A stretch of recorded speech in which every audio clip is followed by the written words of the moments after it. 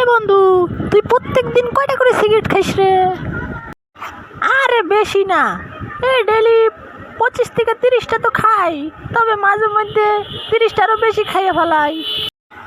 আচ্ছা, একটা সিগারেট তুই কত টাকা দিয়ে কিনিস রে? আরে বেশি না, এই 10 টাকা হতো। ধর তুই প্রতিদিন 30টা সিগারেট খাও, একটা সিগারেট যদি 10 টাকা করে হয়, তাহলে 30টা সিগারেট কা দাম হয় 300 টাকা। ভাবা যায়? আসলেই তো, এটা তো কোনোদিন ভাইবা দেখাই নাই। যদি তুই 1 বছর সিগারেট না খাস, তাহলে তোর 1,09,500 টাকাই তোর বাইচা যাবে। এত টাকা আমি তো কখনো ভাইবাই দেখিনি রে বন্ধু।